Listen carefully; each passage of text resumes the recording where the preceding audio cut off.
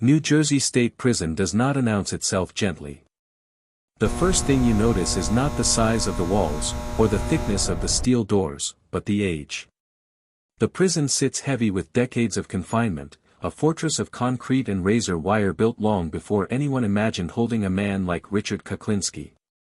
By the time Kuklinski arrived, the prison already had a reputation: maximum security, no illusions, no comfort. But even here, among lifers and violent offenders, there were rules about danger. There were assumptions about what prison could stop. Those assumptions would not last. Inside the main housing unit, the days followed a rigid rhythm. Count. Movement. Lock-in. Silence broken only by the echo of boots and keys. The tier where Kuklinski was housed was narrow, stacked vertically, each cell a concrete box designed to remove opportunity. No yards without supervision. No casual contact. No privacy. On paper, it was control. But prisons are never governed by paper. They are governed by perception, by who men believe you are when the doors close. Richard Kuklinski did not arrive announcing himself as the Iceman. He didn't posture. He didn't threaten. He didn't need to. His reputation traveled ahead of him, whispered through inmate networks and quietly acknowledged by staff who had read his file. Multiple murders. Ties to organized crime. Confessions that chilled even seasoned detectives. The state believed that once the cell door shut, the violence ended. What they underestimated was how violence can evolve. In the early weeks, Kuklinski kept a low profile. He followed routine. Ate when told. Spoke little. Guards described him as composed, polite, even boring. That calm was unsettling, but not actionable. Prisons are full of quiet men with violent pasts. Quiet, by itself, is not a violation. But among inmates, quiet is never invisible. On the tier, men began to notice patterns. Who Kuklinski spoke to. When he chose to speak. Short conversations, always brief, always controlled. He listened more than he talked. He never raised his voice. He never asked questions directly. He made statements. Observations. Comments that lingered. This was not dominance through force. It was something older. Something colder. Correctional officers noticed something else. Requests. Legal visits. Phone access. Mail that required extra review. Nothing illegal on its face, but enough to trigger unease. Kuklinski wasn't acting like a man resigned to life behind bars. He was acting like a man still managing something. Still directing. The tension inside the unit was subtle at first. Inmates avoided sitting near him during controlled movement. Conversations stopped when he approached. One officer later recalled that men who normally talked non-stop on the tier suddenly went quiet whenever Kuklinski stepped out of his cell. It wasn't fear of violence in the moment, it was fear of consequence later. That distinction matters in prison. Because the most dangerous inmate is not the one who fights openly. It is the one others believe can reach beyond the walls. By the time intelligence officers began paying closer attention, the atmosphere in the housing unit had already shifted. Guards increased random checks. Mail screening tightened. Phone calls were logged and re-listened. Still, nothing concrete surfaced. No weapon. No assault. No explicit order. And then came the moment that changed how Kuklinski was viewed inside Trenton forever. It didn't happen in the yard. It didn't happen during a fight. It happened quietly, in the paperwork. An intercepted communication, routine at first glance, raised alarms when cross-referenced with outside information. Names. Indirect language. Timing. The kind of coded phrasing prison intelligence units are trained to spot but rarely see executed with such restraint. Kuklinski wasn't threatening anyone inside the prison. He was attempting to extend violence beyond it. For administrators, this was the nightmare scenario. A man legally contained, physically controlled, yet still capable, at least in intent, of orchestrating harm.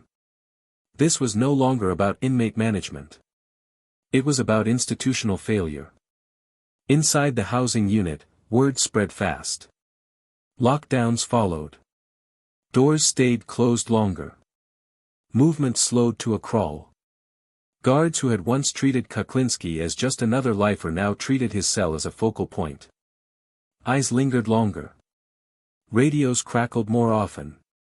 The prison had realized something critical. Richard Kuklinski had not changed. He had adapted. Chapter 1 is not about bloodshed. It is about the moment a prison understood it was housing a man whose danger did not depend on proximity. And in a place built entirely around control, that realization was terrifying. Inside New Jersey State Prison, power rarely announces itself loudly. The men who survive longest are not always the strongest or the most violent. They are the ones who understand timing, restraint, and reputation. Richard Kuklinski understood this better than almost anyone who ever passed through the system. By the time prison intelligence began circling his name, Kuklinski had already positioned himself exactly where he wanted to be, visible enough to be known, quiet enough to be underestimated, distant enough to be untouchable. In the housing unit, hierarchy was informal but rigid. Gang-affiliated inmates clustered instinctively. Predators watched for weakness. Correctional officers tracked the obvious threats, the loud men, the fighters, the ones who tested boundaries daily. Kuklinski did none of that. That was the first warning sign. He didn't seek protection, and he didn't offer it. He didn't align himself with gangs, and he didn't reject them openly. Instead, he existed slightly outside the social bloodstream of the tier. Men noticed.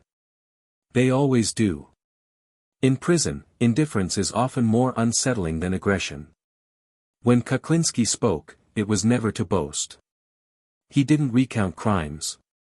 He didn't threaten. He talked about logistics. About patience. About consequences. He spoke in a way that made other inmates feel like the conversation was happening on a different level, one where violence wasn't emotional, but administrative. Several inmates later described the same sensation.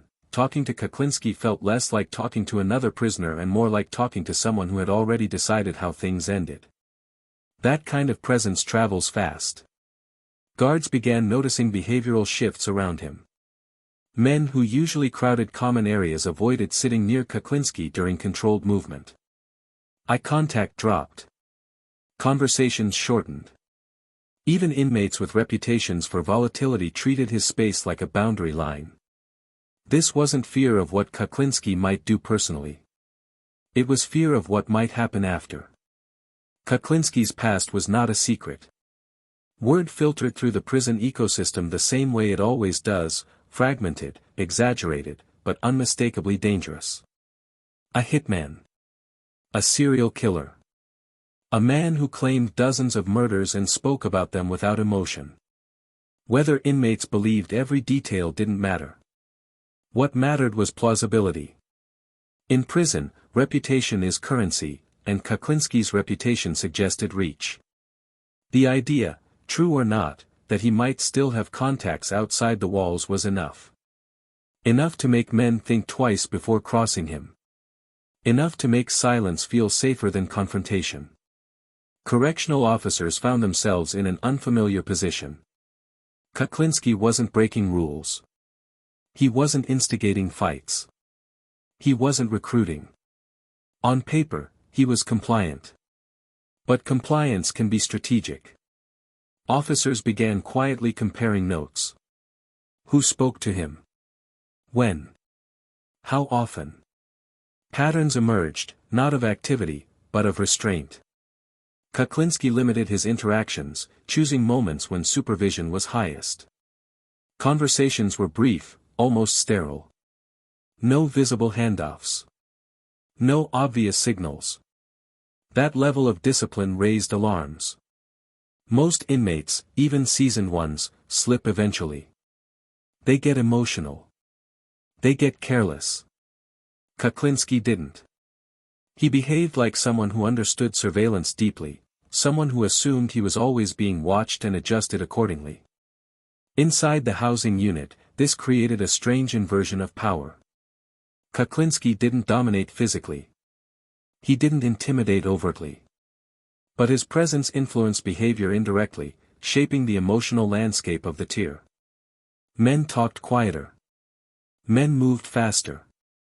Men avoided attention. One officer later described the unit as compressed, like pressure building without a visible source. The turning point came when prison intelligence began cross-referencing internal observations with external information. Kuklinski's phone access. His approved contact list. The timing of communications. Individually, nothing violated policy. Collectively, it painted a picture of intent. This wasn't a man adjusting to incarceration. This was a man adapting incarceration into his operational reality. Administrators faced a difficult problem. Acting too early risked legal challenges. Acting too late risked something worse, violence beyond their control. The housing unit was already feeling the strain. Guards increased their presence subtly. Mail reviews became more aggressive. Phone calls were re-listened. Kuklinski noticed. But he did not react. That was perhaps the most disturbing element of all. Other inmates, sensing the shift, began distancing themselves further. In prison, proximity to scrutiny is dangerous. Being associated with a man under quiet observation can invite consequences, cell searches, lockdowns, transfers. Kuklinski's isolation deepened, but it was never forced. It was chosen. Power, in this environment, is often defined by who can remain untouched while everyone else adjusts around them. Kuklinski achieved that without lifting a hand. Without raising his voice. Without violating a single visible rule. By the time intelligence officers confirmed that his communications suggested an attempt to influence violent outcomes beyond the prison walls, the damage inside the unit was already done. Fear had taken root. Trust had eroded. Normal routines felt fragile. The realization settled in slowly but decisively. Richard Kuklinski did not need proximity to kill. He did not need weapons. He did not need chaos. All he needed was belief. Belief that he was still dangerous. Belief that consequences followed him. Belief that silence was safer than resistance. In a maximum security prison built to neutralize physical threats, Kuklinski demonstrated something far harder to contain: psychological authority. And that is when officials understood that the incident they were dealing with was not a single act, but a presence that could not be allowed to persist. Chapter 3 would force the prison to act. In prison, escalation rarely looks dramatic at first. There are no alarms. No shouting. No sudden violence. What happens instead is quieter, and far more dangerous. A shift in posture. A tightening of procedures. A realization, shared among a small group of administrators, that waiting carries more risk than acting. For Richard Kuklinski, that moment arrived without warning. The day began like every other inside the maximum security housing unit at New Jersey State Prison. Morning count cleared. Doors opened in sequence. Controlled movement resumed under standard supervision. On the surface, nothing had changed. But behind the scenes, the prison had crossed a threshold. Overnight, intelligence officers had completed a full review of Kuklinski's recent communications, mail, phone access, visitor records, laid out chronologically, stripped of context, then rebuilt piece by piece. What emerged was not a direct order. Not a threat. Not a plan written plainly. It was something more unsettling. A pattern. Timing matched external events. Names appeared indirectly. Language was deliberately neutral, almost mundane, but the structure of the communication suggested coordination rather than coincidence. Kuklinski wasn't discussing violence. He was discussing outcomes. For prison administrators, this distinction mattered. It meant intent without exposure. It meant a man operating with discipline, assuming surveillance, and still finding room to maneuver. At 8:17 a.m., the decision was made to initiate enhanced observation, quietly. No announcement. No change visible to inmates. Officers on the housing unit were instructed to alter their patrol rhythm slightly. Stops lingered longer near Kuklinski's cell. Eye contact held. Radios stayed active. Everything designed to test one thing, reaction. Kuklinski gave none. During morning movement, he stepped out of his cell exactly on schedule. His posture was relaxed. His pace unhurried. He neither scanned the tier nor avoided attention. He moved like someone with nothing to hide, or someone confident enough not to care. Other inmates noticed the change before he did. Conversations died faster than usual. Men returned to their cells early. The tier felt compressed again, that same pressure officers had begun to recognize. Kuklinski remained at the center of it, calm and untouched. At 9:02 a.m., Kuklinski was scheduled for phone access. This moment mattered. Phone calls are among the most tightly monitored activities in any maximum security unit. They are recorded, logged, and reviewed, but not always in real time. On this morning, intelligence staff were listening live. Kuklinski approached the phone without hesitation. No nervousness. No delay. He dialed from memory. When the line connected, his tone was flat, conversational. He spoke about logistics. About timing. About patience. He never mentioned violence. That was the problem. Because every sentence was structured to mean something else if you knew how to listen. At 9:09 a.m., the call ended. At 9:11 a.m., the order was given. Kuklinski was no longer to be treated as a passive inmate. From that moment forward, the prison shifted into containment mode. Guards on the tier were instructed to halt discretionary movement. Inmates were directed back toward their cells earlier than usual.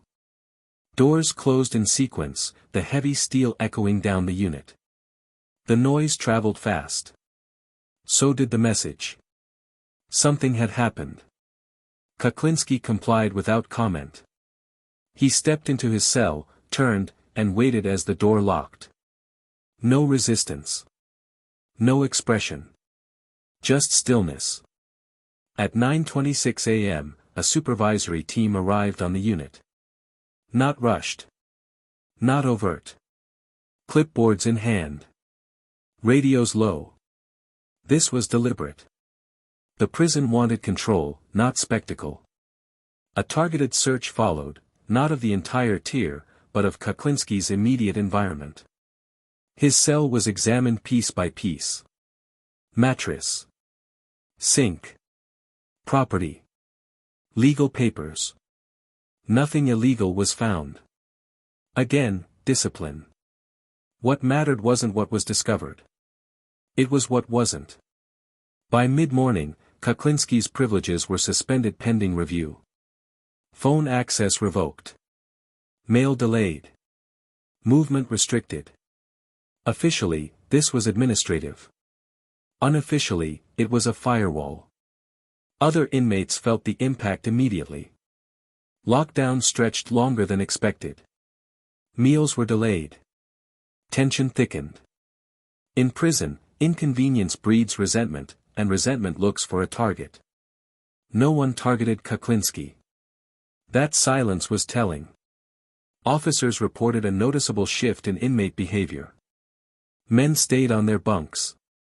Voices stayed low. No one tested boundaries. Whatever Kuklinski represented, no one wanted to be associated with the consequences unfolding around him. By early afternoon, intelligence officers finalized their assessment. Kuklinski wasn't just a reputational threat. He was an operational risk. Not because he had succeeded, but because he had tried, carefully and deliberately, to reach beyond the walls. That attempt, intercepted before harm occurred, was enough. The prison moved him into deeper isolation. Monitoring increased. All future communication would be subject to heightened review. The message to Kuklinski was clear, though never spoken aloud. You are no longer invisible. Inside the housing unit, routine never fully recovered. The day left a residue. Guards stayed cautious. Inmates stayed distant. Kuklinski stayed silent. But silence, in this case, was not surrender. It was acknowledgement. Richard Kuklinski had tested the limits of confinement and learned exactly where they were. The prison had responded just in time, but the realization lingered long after the doors closed. Containment, they now understood, was not the same as neutralization. And the consequences of that understanding would define everything that came next. When a prison intervenes before blood is spilled, the damage does not disappear. It simply changes shape. In the hours following Richard Kuklinski's removal from normal housing, New Jersey State Prison entered a period of quiet recalibration. Lockdown protocols eased gradually, but nothing returned to baseline. Guards remained alert. Inmates remained cautious. The housing unit carried the aftershock of an event that had unfolded without violence, and yet felt violent in its implications. This is the part of prison life most outsiders never see. The aftermath of prevention. Kuklinski's isolation was not framed as punishment. Officially, it was administrative containment, an intelligence-based response to a credible risk. But inside the prison, labels matter less than reality. Privileges were stripped. Communication was throttled. Human contact was reduced to the minimum allowed under policy. For Kuklinski, this was not unfamiliar territory. Solitary conditions had followed him before. What changed this time was the reason. He was no longer being isolated for what he had done. He was being isolated for what he was still capable of. Among correctional staff, the incident triggered internal review. Not disciplinary, procedural. How close had the prison come to something it might not have been able to stop? How much reliance had been placed on physical confinement, when influence and intent were harder to see? These are uncomfortable questions in any maximum security facility. Because prisons are designed to interrupt behavior, not thought. Inside the housing unit, inmates absorbed a quieter lesson. Kuklinski's absence did not create relief. It created caution. Men spoke less freely. Associations tightened. The idea that someone could attract that level of scrutiny without throwing a punch unsettled the social order. In prison culture, violence is understood. Influence is feared. What this incident exposed, clearly and unavoidably, is that incarceration does not automatically sever power. It reshapes it. For inmates with reputations, with discipline, with perceived external reach, the walls do not always end their presence. Sometimes, they concentrate it. From an educational standpoint, this is where the Kuklinski story matters most. Not because he was uniquely evil. Not because he was a mythic figure. But because he demonstrated a truth correctional systems have struggled with for decades. Physical control is not the same as behavioral neutralization. Kuklinski did not stab anyone. He did not assault staff. He did not incite a riot. Yet the prison moved decisively, because modern corrections understands that violence prevented is just as real as violence punished.